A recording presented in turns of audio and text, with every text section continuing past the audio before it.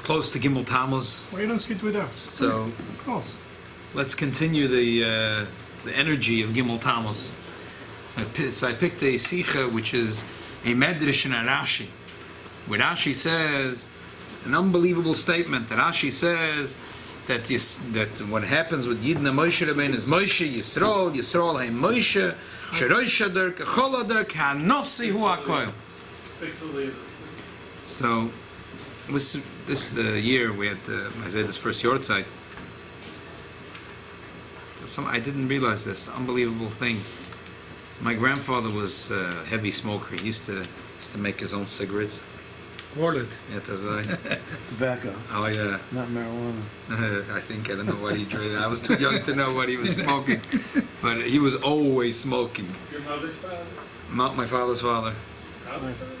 And His first year, too. He lived until 101. yeah, and he lived to 101. But now you'll know why. He had a major heart attack. He didn't inhale. Yeah, we rushed him to the hospital. Just recently? No, this was when He passed away a year ago. he passed away a year ago, and this happened maybe 40 years ago. So, and apparently my grandmother went to the hospital, and they told her, or maybe there was a miscommunication. They she understood that it's over. So she went running back to 770, and she waited for the Rebbe. When the Rebbe came to 770, she walked over to the Rebbe. She's a very reserved, very shy person. It was her husband's wife. She stopped the Rebbe, and she said, "My man is shpitol." He had a heart attack, and it looks really bad. The Rebbe said, he's going to live arichas yom. He knew them? He knew very well. He had a sichos to live in the Rebbe's house when he was a kid. And you remember the Rebbe as a teenager. But the Rebbe knows every chosset, not only if you live in his house. And that's exactly what happened. He lived arichas yomim b'shonim toivus. I mean, this is his first yortzeit. Baruch Hashem, he lived to be 101. So, what's time? He lived 40 years after the heart attack. Yeah. So what's the pshat that HaNossi Hu Hakol? What does that mean? And first, let's trace back as a medrash and a Rashi, and it's a pasuk, and it's this week's parsha. Today is coming from 25 years of the Yom Elul, Gimel Tammuz, and Hashgacha Protas. This is the Rashi. This in this week's parsha that HaNossi Hu Hakol. My grandfather used to love to fabring. This was his favorite part in life, the Lake L'chaim. But a lot of stories. We gave out at the wedding 2 weeks ago a booklet with stories that my Zayd used to tell the Fabrengas. You have this booklet. So, and he remembered the Rogachover going when he lived in Petersburg. So he remembered him as a child, Rabbi Yosef Rosen. Yeah. So there's beautiful stories that he tells, but you look in the book. But what's not in the book, my Zayda used to say that when they were a child, they knew that there's a Rebbe. They never knew.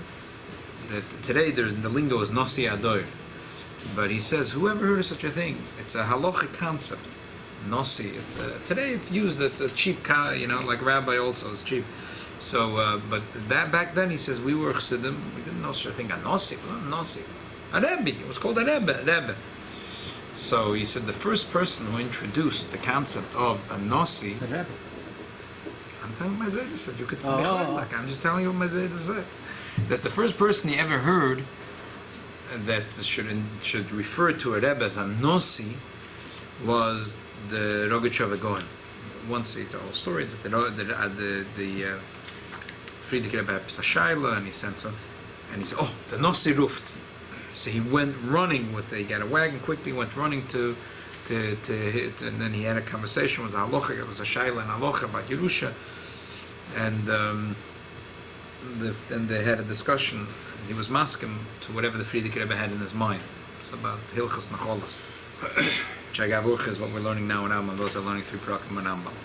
So this is a concept of, because the Rogachover was like a halachic concept. There's a concept of a Nossi, she'ein al gabav el Hashem alekov. Rebbe and Chassid is very nice, but the Rogachover, everything was in the Shas.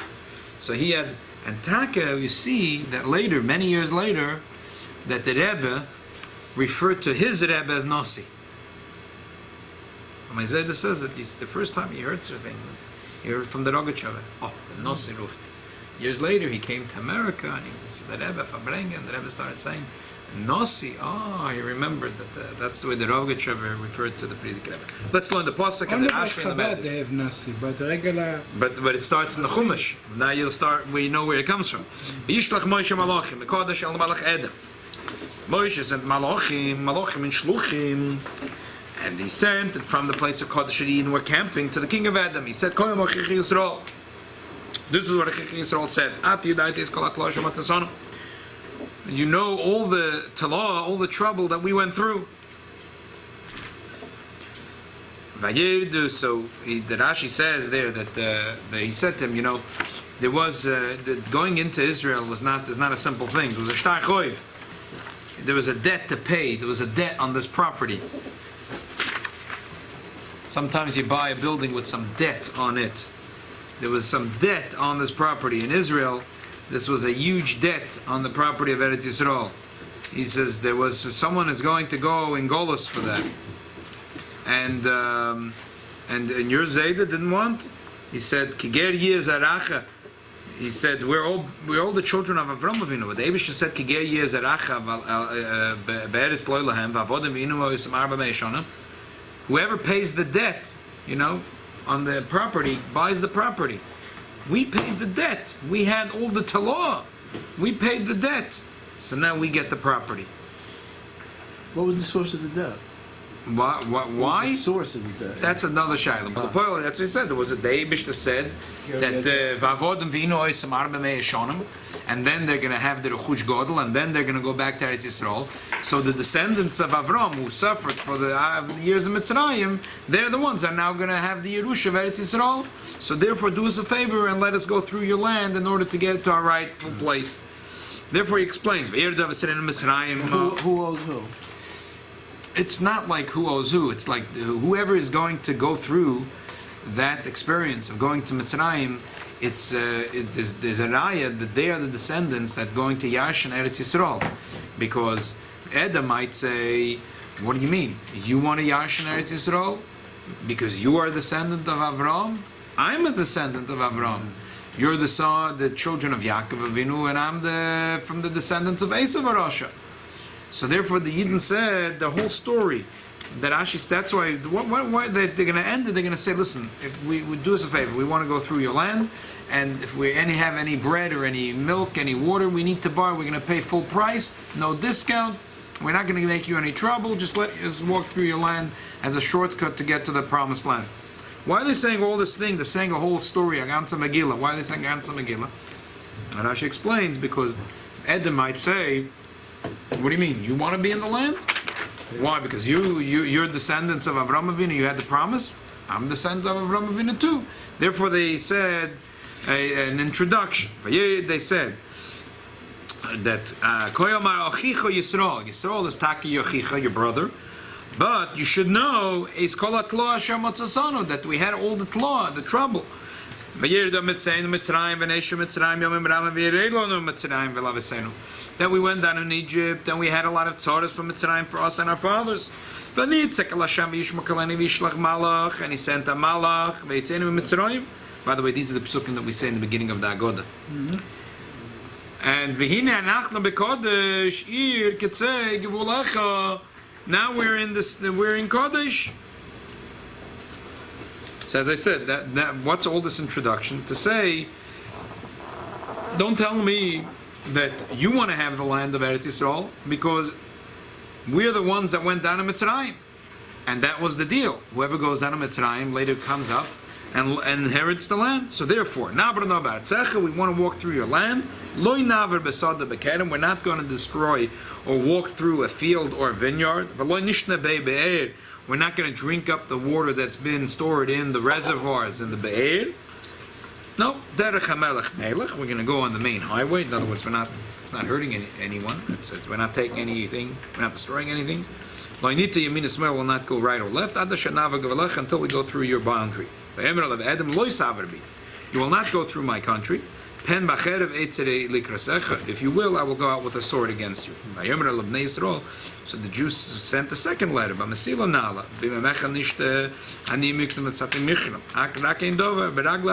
walk through our feet and we're going to pay full price, no discount for everything you give us, even for the water we will pay for. Vayomer, it's second time he said no. Lo saver vayetze edem lekrosai. This time not only he said he will, but he actually went out. Be'am koved biyot chazaka. Vayamon edem nesayin Yisrael avar begvula. Vayet Yisrael ma'olav Yidden went away because the Eibusha said that they shouldn't inherit Edom. Good.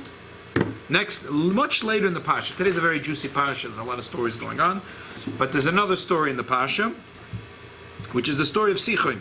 Sichon, they were allowed to destroy Sichon. Not only that, Ammon and Moav tiru b'Sichon, which is that there were cities that belonged to Ammon and Moav, but Sichon had originally conquered them. So now it was kosher for the Jews to conquer them, because it wasn't kosher for them to conquer Ammon, Moav, and Edom. But whatever was already conquered by Sichon, that was kosher for them. So let's learn the story there. That the Yidden sent, this is the second piece here. The first piece is Perek Chof, and this is Perek Chof Aleph. Let me go through your land.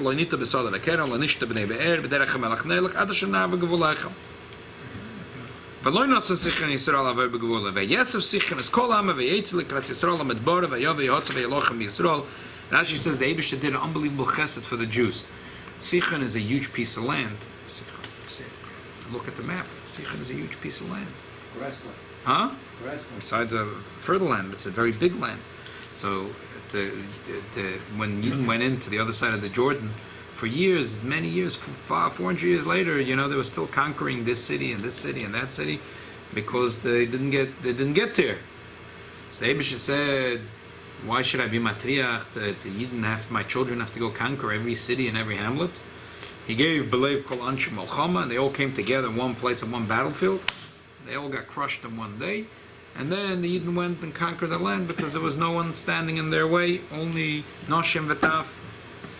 So 1 second, so only when we wanted to go into that soul, that's when the temple wanted this to happen.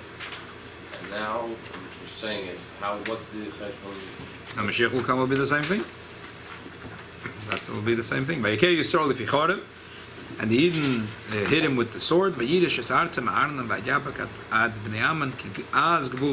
didn't go into Ammon because that was a strong command from the Eibusha not to go in there. Okay. So what, Ne'oman is not... Ne'oman, you're not allowed to go in? No, the Eibusha said we can't conquer Ammon, Moav, and Edom, and Mashiach will come then, but now. So Medrash Tanchume in parshas chukas says like this: all the Torah are connected. This one locks and this one opens. Kankos of Yisrael Yisrael Malachim. Another place it says Tola Shlichus v'Moshe. The Mishlich says Sheichus to Moshe. Shnei Malachim Malachim Mid Mekademis. That's in Devorim. Another place it says V'Yishlach Moshe Malachim Kodesh Malachedom. Aksuvim Eleilu Tzrichim Zelazed. It's a contradiction. Who sent Moshe? Moshe sent Malachim, or Yisrael sent Malachim? Who sent the messengers? Really the psukim connect Moshe Yisrael, Yisrael Moshe Lalametcha Sherosh Ador Kol Ador. That the Rosh Ador is the whole Dor. Rashi says similar, but you see very different, and here and there you see very different. Another place, Toila Shlichus v'Moshe. The Torah says that the Shlichus has a Sheichus to Moshe. Shneimar v'Yishlach Malachim Mid Mekademis. So here it says in the story of Sichon that Yisrael sent the Malachim, but elsewhere it says that Moshe sent the Malachim. Then when Moshe recounts everything in Sefer Devorim, he recounts what happened. It says Va'eshlach I sent to Sichon. So who sent to Sichon? Yisrael sent to Sichon, or Moshe sent to Sichon? Same thing over there. It says in Bamidbar, and earlier in our parsha, that Moshe sent to Melech Edom. By Yiftach, when he was talking, he says, Vayishlach Yisrael Malachim Melech Edom, that the Yidden sent. So what's going on? These psukim need each other. One is locking and one is opening up. Moshe Yisrael V'Yisrael Moshe. Moshe is the Yidden, Yidden is Moshe. Lo Malach Sherosh Ador Kachol Ador HaNossi Hu Hakol. Okay. First of all, you see, the time is short. There's obvious differences between the Medrash and Rashi. And first, let's start with the Rebbe's man. This is a Rashi sicha. The Rebbe had Mahalach and Rashi. Rashi doesn't try to answer all the shilas in Kol Hashatz Kula. We're talking to a 5-year-old. If there's a question here, we answer a question. Here, Rashi is bringing psukim from here, from there, from everywhere. Obviously, Rashi is not. Those psukim are just to clarify what's an obvious question here, because in the beginning of the parsha there's a battle with Edom. At the end of the parsha there's a battle with sichos. And in the beginning it says Vishlach Moshe, and now it says Vishlach Yisrael. So which one is it? So therefore, all the other psukim obviously is helping out what's going on over here. He's not trying to emphasize in Tanakh a story by Yiftach. He's not trying to emphasize all the ktsas and nesivas in the whole Choshe Mishpah. He's just trying to answer in the big. If a child is learning Chumash now with his Rebbe, there's two stories: a story with an encounter with Edom, and then a story, an encounter with sichos. Over here it says Vishlach Moshe, and there it says Vishlach Yisrael. So Rashi wants a famfir. So what was this main kasha? Number one, what's the main kasha that's bothering Rashi? And then look at the details, some of the details here in Rashi. The Medrash, for example, the Medrash says similar to Rashi, but first of all, Rashi is not quoting Medrash. Why does Rashi have to say a whole thing? It's like a very allegorical. It's very flowery. One is locked and one is open. One is open and one is locked. One needs the other needs. First, that's a Medrash type of talk. It's a Medrash banter. And the truth is, the Medrash is not a Pella. The Medrash says a different thing. The Medrash says, Kol divrei Torah tzrichim zeh. Kol divrei Torah. Telling you a cloud. B'chol Torah kula. That if you learn one pasuk, you need the other pasuk, and everything you learn helps one to the other. Whatever you learn, b'chol Torah kula is going to help you somewhere else. Oh, so he says, you see from this story in this week's parsha, and he brings a few psukim, so I understand why that flowery introduction. But Rashi doesn't say kol divrei Torah tzrichim zelazeh. He's just talking about these psukim. So why does he have to give this whole introduction? Who is locking? Who is opening? What's going on over here? And then another few details. What is? We say Moshe Yisrael Yisrael Moshe. Isn't that redundant? And then again HaNossi Hu Hakol. And again we say Sheroi Shador. That we say that Rashi says Loi Malach Sheroi Shador Kechol Ador Ki HaNossi Hu Hakol. Again, that's double lashon. Why the double lashon? And Machlal, I don't say double lashon. It's a stira minei obey. When you say Rosh Hashanah Kechol Ador, is similar to the whole day. And HaNossi Hu Hakol means he's mamash Hakol. Chof is a chof adimyan. You know the story with Lipa? Yeah, you told me. So that's it's a chof adimyan. It's a chof adimyan. We said Rosh Hashanah Kechol Ador. He's similar to the whole day, but he's not the whole day. And then we say HaNossi Hu Hakol. He's everyone. So which one is it? Lipa. So, b'meila, what's the pshat? Zok Rebbe Azai. When you look in Pshuta Shel Mikra, so one would say, listen, there were two different encounters. So you're going to say the first one, when there was an encounter with Edom, it was Moshe Rabbeinu, and in the encounter with Sichon, it was Yisrael. Some of Farshim say that. In Pshuta Shel Mikra, it just doesn't make sense. It doesn't add up to answer this way. I mean, you could say Slishkin Kasha. When they had an encounter with Edom, Moshe sent a letter, a message. And when they had the encounter with Sichon, Yisrael sent a message. But in Pshuta Shel Mikra, it doesn't flow. Now, who is Yisrael? Who's Yisrael? Exactly. Who's Yisrael? What? 3 people got together in the shul, 10 people got... Who's Yisrael? Obviously, there's the leader that, right, in this peace and war, a couple of guys got together in the mikveh, in the Beis Medrash. What happened? Not only that, look at the psukim. Just look. It says Vayishlach Yisrael Malachim, and look in that same pasuk. Koi Amar Achicha Yisrael. And in the same thing, in the same parsha, when he's not, Adam says Loitaver bi Ben Bacherev Eitzel Lekresecha. What does the next pasuk say? Vayom Re'elav Bnei Yisrael. So in the same thing, you see right away that Yisrael and Moshe, it's the same thing. Moshe is a representative of Bnei Yisrael. Moshe is sending in the name of Bnei Yisrael. He's not sending, it's not a personal vendetta he has with Sichon. He has no issue with Sichon. We're good friends. We can have coffee. We can have cheesecake together. But I'm sending you a letter for Bnei Yisrael. The shaila only Rashi asks is the diuk Loshen Rashi is that b'mokam acher toile hashlichus b'Moshe. The kasha is in the Loshen HaPosuk. What happened to Poel Mamish? In Pshuta Shel Mikra, What happened? In both times, the Yidden got together. What are we going to do? And Moshe Rabbeinu sent the letter in the name, or the Yidden didn't get together. Whatever happened here. It's the same thing. Both stories are the same thing. But the Lashon HaPosuk, the Shaila is, why does the Posuk here say Vayishlach Moshe, and the second story Vayishlach Yisrael? So to emphasize the Lashon HaPosuk, that's the Shaila. Lomad Tola HaKosuf, the Shaila is the Lashon HaPosuk. Now, you might say, Dr. Rebbe, you might say a pshat like this, that really the Shaila is, who came up with the idea of sending Shluchim? For example, by the Meraglim, let's not talk about it. Talk here, just right away the pshat. Maybe when in the case of Edom, when Moshe sent, why would Moshe? Moshe never does things on his own, as we know from parshas Koirach already. We had a whole parsha. We know Moshe doesn't make up anything of his own. Nothing he makes up. Everything he says is from the Ribono Shel Olam. So when it says Vayishlach Moshe Malachim Mikodesh El Melech Adam, obviously the Eibusha told him to do so. When it says Vayishlach Yisrael Malachim El Sicha Melech HaMoiri, Rashi Befedish says that this was, the Eibusha never told him he has to send, because what was it to send? The Eibusha said to destroy them. There was no mitzvah in the Eibusha's perspective. There was no letter to send. There was no message to give. There was no Elamai. The Yidden decided to send. Rashi said, so you could say, you might say, Dr. Rebbe, that by this the case of Edom, Moshe Rabbeinu came up with, because the Eibusha told him. Here, Befedish, Rashi says that Moshe Rabbeinu wasn't his idea, it was the Yidden's idea. So therefore it says, Vayishlach Yisrael Malachim. But that's a mistake, Dr. Rashi. That's not true. Why? Therefore Rashi is bringing a whole bunch of other psukim to show you that pshat cannot be true. Why? The Rashi says that in the case of Edom, b'mokem acher, it says not Vayishlach Moshe, it says Vayishlach Yisrael. And by the story of Sichon, in another place it doesn't say Vayishlach Yisrael, Vayishlach Moshe. That's why Rashi is bringing all these other psukim. He wants to show you, in the case of Edom, one pasuk says Moshe and one pasuk says Yisrael. And in the case of Sichon, one pasuk says Yisrael and one says Moshe.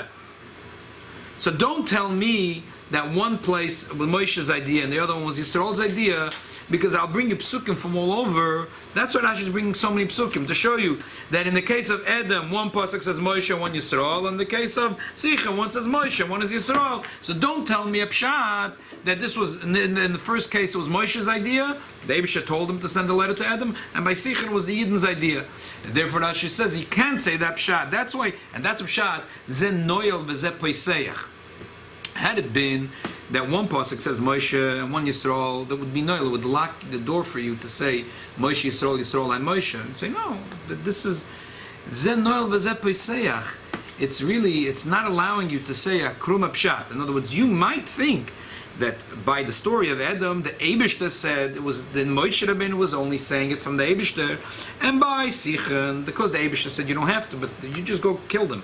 But Yisrael decided to be gentlemen and to do it in a gentle way, and to liftoyach b'divrei shalom on their own initiative. There was nothing wrong with that. So you might say that's why the first pasuk says Vayishlach Moshe and the second Vayishlach Yisrael. Dr. Rashi, but I'll bring you up psukim to prove you pshat wrong. Therefore, Zenoel v'zapsayach ksuvim alolu tzrichim zelazeh. Therefore, in the first story there's two psukim, in the second story there's two psukim, and the first one says Moshe and Yisrael, the second one Moshe and Yisrael. So you know that pshat that you might think is wrong. Was the richtige pshat that Yisrael and Moshe and Yisrael? There's two. The Torah wants to tell you that Moshe is Yisrael and Yisrael is Moshe. What does that mean? You say kul echad. No, there's two things. There's two things. That's why the pasuk that Rashi later says, Loy melach, sherosh ador hu kechol ador, ki HaNossi Hu Hakol. There are two things. One is Moshe Hu Yisrael. What does it mean, Moshe Hu Yisrael? In other words, you could say a person is a shliach tzibur. Okay, so the shliach tzibur. He's doing on behalf of all the tzibur. Moshe is not just doing on behalf of the whole tzibur. He's not davening on behalf of Klal. He's not doing his etzem metzius. Rosh ador hu kechol ador. When Moshe Rabbeinu walks, it's as if 600,000 Yidalach are walking. Moshe is kol ador. It's not only he's doing because of Klal Yisrael. His etzem metzius is Klal Yisrael. And then li'idich, when Yisrael hey Moshe. What does it mean Yisrael hey Moshe? Ki HaNossi Hu Hakol. What does it mean HaNossi Hu Hakol? The Yidden needed food, who do they turn to? Moshe Rabbeinu. They needed clothing, they turned to Moshe Rabbeinu. They needed water. Emes Taka, first was the sichos of Miriam, and then Anna was sichos of Aaron. But the end, when all fails, when Aaron passes away, Chazar b'sichos Moshe.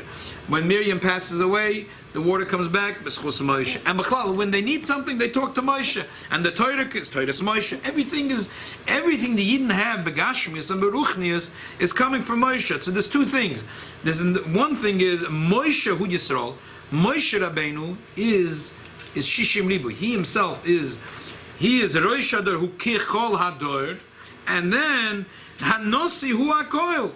Every by Yidden, Alts is the Nossi. Alts is Moshe Rabbeinu. Vu nor medafepes. You need a tissue, Moshe Rabbeinu. You need water, Moshe Rabbeinu. You need clothing, Moshe Rabbeinu. You need a broche for a shidduch, Moshe Rabbeinu. You had a new baby, you write a letter to Moshe Rabbeinu. What's along their sign? Like they said, how many Bavich does it take to change a light bulb? 100. One changes the light bulb, and 99 write to the Rebbe. That's it. That's a pshat. HaNossi Hu Hakol. So everything. So there's two different things going on over here. Moshe Yisrael, Yisrael Moshe, HaNossi Hakol. That's different than Rashi. And Rashi is different than the Medrash. The Medrash is really saying that Moshe is a different thing. And Medrash says that Moshe is the Rosh Hashanah. The Rosh is a different thing. But there is a concept in Halach that Rashba says, "Amelech kitzibur, shatzibur v'chol Yisrael tluyim boy." There's a concept that's brought in the Alter Rebbe Tanya that the mitzvahs that the Melech has to do, all the Yidden are yoytza through the Melech. Hu klolos kulam. So what's a pshat? So in Mishnah Chassidim, which is also a Kabbalah Sefer, it says, "Ibnei chashivusei kol hamitzvos zeruyim loy oilam l'chol Yisrael," because of his chashivas. The Alter Rebbe says, no, not because of his chashivas. Because he has all the Yidden nichlel in him. That's the Chiddush that Rashi is trying to bring out more than the Medrash. Not only that he's the Rosh, he's the Manig of Klal Yisrael. Not only that he's the Manig of Klal Yisrael, that's it. The Medrash just says, Rashi says more than that. He wants to say that he's the Indian of Nossi. Nochmer. In other words, that you might say that in the thing, in other words, he has his own Torahs and Avodas Hashem, and in that he's not connected. When is he connected to the Yidden? When he's doing on behalf of Klal Yisrael. The answer is no. Even his private inyonim, everything that has a shaykh to Moshe Rabbeinu has a shaykh to Klal Yisrael. That's a pshat. HaNossi Hu Hakol. That brings us to Tanya. The word that the Alter Rebbe says in Tanya, Alter Rebbe says that there are things that are shaykh l'choyre only to Moshe Rabbeinu. Like we spoke about this, that Yid Shamayim is a Miltzah Zutra to Moshe Rabbeinu. But when every Yid is shaykh to the Indian of Moshe Rabbeinu, therefore Shemetz Menu, Taka not the same as like by Moshe, Alter Rebbe uses this expression. Miuzav Ezuhu Ash'arav Liber Lageshes Lahasik Afila Echem Mini Olav from Moshe Rabbeinu Mekom Makom Efetz Katzei of Shemetz Menu Merav Tuve Vayre Meir L'Cholos Yisrael. Why? Because really Moshe Hu Hakol. So every Yid has a shaykhus. It's a neshama connection to Moshe Rabbeinu. This is the chiddush that Rashi is being machadish more than the medrash, and that's the ardichos Loshen Rashi. Shemois Yisrael, Yisrael Moshe, Leimeloch Sheresh Ador Kachol Agor HaNossi Hu Hakol. That the question would be: so why in this particular part of the Torah are we bringing this idea? Why dafka here? Why in dafka here? I'm not saying it's a big kasha. No, I'm just saying that because you're answering because this. I didn't answer yet. I'll tell you now the answer. The answer is because Ashgacha Protis, parshas chukas, the Rebbeinu Shalom knew Ashgacha Protis, that parshas chukas is going to be always in the Shabbos, in the days that are between Gimel Tammuz and Yud Beis and Yud Gimel Tammuz. And Yud Beis, I'm not telling my pshat, I'm telling you from the Zich. And Gimel Tammuz is a schalta de Gula when the Friedrich Rebbe was in jail and his life was besakona. And Baruch Hashem, there was a Hatzolah and they let him out of jail. Elamai, they said he's going to be fashikt for 10 years, for 3 years. And then, what happened after that? That there was a Geula Shlema and Yud Beis Yud Gimel Tammuz. Parshas chukas comes always in the days that are like there. We had Shabbos, Gimel Tammuz, and so therefore, the Rebbe says that why is it Merumez tak in this Pasha? Tak Achsidish Pshat, and this tak Barash Koche Protes. So, because by the Friedrich Rebbe you saw this thing that he felt he felt connected to every Yid.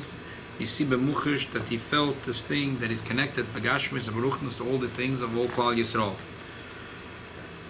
The Mela, the Eibishter hat gemacht, as I got a protest that it comes out this week. And there's two fascinating stuff that the Kfar Chabad magazine had this Shabbos. There's a shliach in Hungary, in Budapest. Besides being an unbelievable, as a Goan Otzma, Talmud Chochem of Oberlander. So, but he does a lot of research. So The book is right, he has. So there was apparently a family pamphlet, a booklet. One of the Reichman brothers, Reichman that lived in Eretz Yisrael, Eli Wow. Reichman, Yeah. Edward Reichman. So he wrote memoirs and they published it for the family. So he got his hands on this memoirs.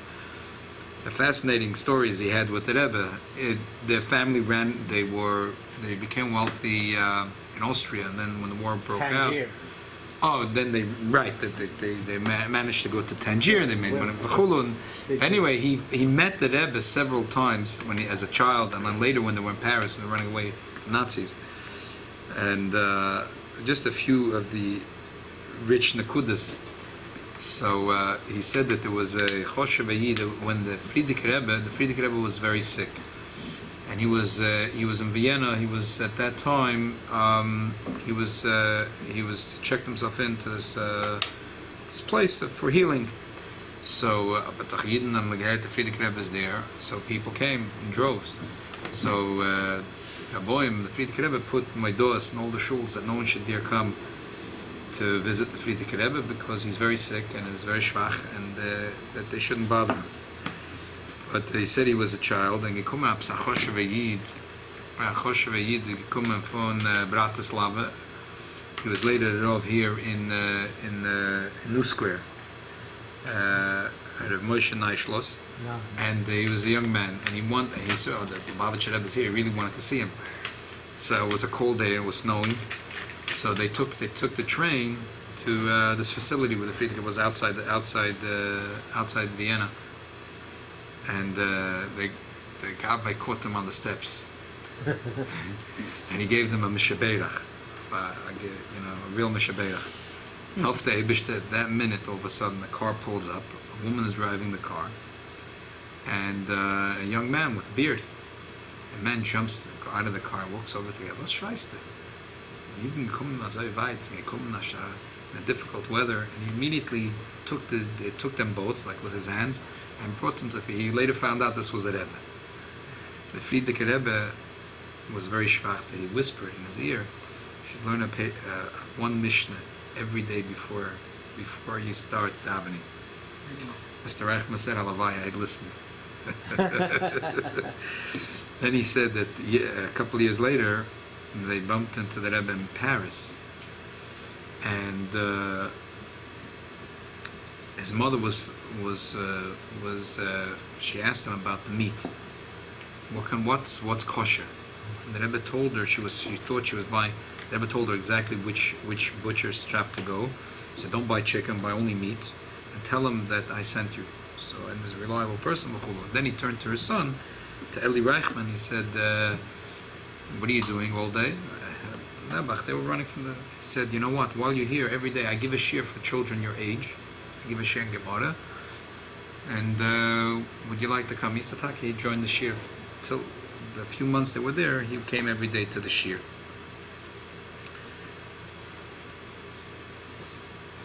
Another story they had in Kfar Chabad, it's just fascinating. In the early years, the Friedrich Rebbe wanted that there should be. Now they have Torah Masorah. You have organizations that are doing that have special courses for chinuch. To be machanchim. Machanech is not just the person that couldn't find any other job and lets out his frustrations on the talmidim.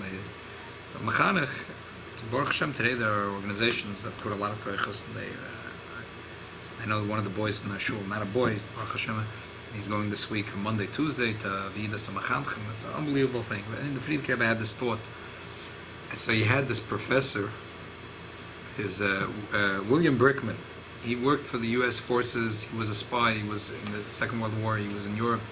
He was a spy. And but he had a PhD in education, and he was be'etzem b'mekoyre from a yid. He learned in Yeshiva College. He learned in Berlin. Friedrich Rebbe asked him to give a course on chinuch. And the early shluchim, that's fascinating. Early shluchim, Rabbi Groner, Olav Shalom, where they had in America, all over this many cities in America had chet tmim and yeshivas. None of them. These are yeshivas. They're day schools. Today, many of them are not. I mean, today either you're frum or these day schools are not so much. But there's still Chabad still has New Haven. Other there's very. The day schools that Friedrich Rebbe founded when he came here in 1940. Pittsburgh, right? There was a yid that used to daven, Mr. Ginsburg. The Mr. Ginsburg. No. What? Here, Yeah. he's a professor. Right. He remembered all his rabbis. He learned in Achet Mem in Pittsburgh. Anyway, so but It's interesting. The Rebbe did not put his blessing on that. Yeah, there's a few shulchan, but the Rebbe didn't put his hand on it. I don't know. There was a Friedrich Rebbe started Yeah, this. it started it. So, but after Friedrich Rebbe passed away, this course went on for many years. This guy passed away in 1985, but this course went on to the 60s, and it was somewhere in it was a Betfer and Din in the Lubavitch Yeshiva. Every Motzei Shabbos, the Rebbetzin used to call him up to make sure that he's coming to give his course. The Rebbe wanted the Rebbetzin should call him up every Motzei Shabbos to make sure that that this course for is going on. Who was this person? He was a professor. He was a professor somewhere. I forgot where. He was a professor somewhere in the tri-state area. In college, he had a PhD in education. Friedrich Rebbe thought it would be very good, and also he happened to have helped the Friedrich Rebbe in establishing a lot of these day schools all over America. Legal. Yeah, get the legal thing. This was this was an article in the Sheikh Chabad newsletter. Another story. There's a agency in Crown Heights. We used to get our shiksas from this agency, Malka Kadosh. So she said that she had an aunt. It wasn't frum. Nebach a kid. She had a child. Child is 2 years old, 3 years old, 4 years old. Redt nicht kein Wort. Speech therapy. Waste of time. So Malka says to her, this is something you need to take care of. I'll tell you what to do. You go to Lubavitch Rebbe, you wait online. So she waited a couple of hours online. She got in front of the Rebbe. And she said, my daughter doesn't speak. What should I do? The Rebbe said she light Shabbos candle. So she gets agitated. Well, I told you she doesn't speak. The Rebbe said, take a little chair on Friday, put her on the chair. When you light Shabbos candle, say with her word for word. And the Rebbe gave her an extra $1 for tzedakah. So comes Sunday, after Shabbos. So Malka Kadosh calls her aunt. She says, "No, your daughter's talking." She said, "Didn't work. Can't be." So come again. Come again to the Rebbe. So they come again, and she comes in front of the Rebbe. She said, "My daughter's still not speaking." The Rebbe said, "Did you do exactly what I told you?" She said, "Yes." The Rebbe asked it again. "Did you do exactly what I told you?" The Rebbe said, take a chair and say with her word for word, Baruch Ata. She did it that Friday, Taken, exactly the way the Rebbe said. Took a little chair, she said word for word, and the kid answered. It was a pella. The kid started talking. I have a good friend. His father was a very choshev yid. Passed away recently in Brazil. The whole family of brothers, they were very big supporters of Chabad. There were Lubavitch Chassidim as well, but they had very Zion's family, rich family in Brazil, Chabad family in Brazil. All right. Mayor, there's a few brothers. Yeah. A few brothers. So I was a shlichus with one of his sons. So he said that when he was learning in the early years in 770, he had a family friend, Mr. Fagenbein. He lived in Williamsburg. and he was traveling for business to Brazil, and he had this thought that he's going to move to Brazil. So the Zion's brother said to him, "This is a major decision in life. You should ask the Lubavitcher Rebbe." This is 1953. So he said, "Nah, I'm not." They said, "I'm telling you that you should go. You should go." "Nah, I'm not. I'm not Lubavitcher Chosson." So he said, "You know what? I once bumped into the Rebbe. It was 1945. I'm going to go with you. So I'll see. If the Lubavitcher Rebbe recognizes me, then I'll talk to him." So he waited in the room, where the Rebbe used to walk after for mincha. The Rebbe used to walk through this little hallway to get Beis Medrash upstairs. Later years, the Rebbe used to go downstairs because it was a bigger space. Really, for many years, the Rebbe used to have mincha upstairs. It was a little room. The Rebbe used to walk by. The Rebbe used to give nickels to the children. The way they should put them in the pushka. There's a beautiful picture. You're getting a nickel from the Rebbe, right? Mm-hmm. So the Rebbe walks out and he looks at him. He says, "Mr. Fegemein, schon lange nicht gesehen." So after mincha, the Rebbe calls him into his room. He says, "How did you recognize me?" The Rebbe says, "Was Tois versorgt doch, as afila amoritz hat a tvias ayin." That even in amoritz, so it has sometimes he could recognize something. He could, he recognized which this is his part or this is not his part. This is.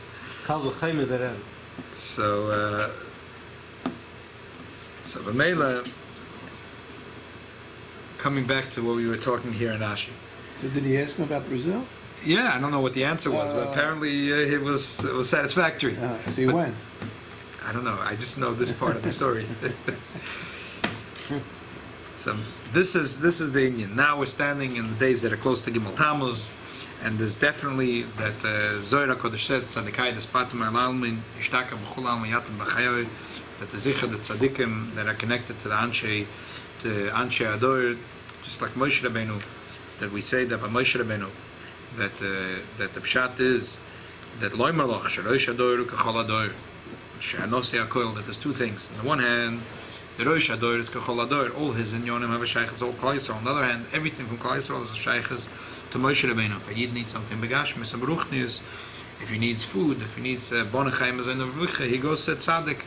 And from there, from the tzaddik flows not only a broch and ruchnis, but also begashmis. So definitely nothing changed in the past 25 years in Adarabba. Mailam b'kodesh ve'im meridin. So definitely, whoever didn't get a chance yet to go to the oil, this is a special time. This is Azman Segula, the Yom Elula, the koyach is very strong. Eber shall helfen that all of us Ataka should see in our life this connection of Rosh Ador, Kachol Ador, HaNossi Hu Hakol, Posh Brochis that should flow begolui, Arniki shall zov. We should see Kipshutai with our eyes, Hatzloch and all Anyonim and all Klal Yisrael, Bevonachayim Azayna Rivicha.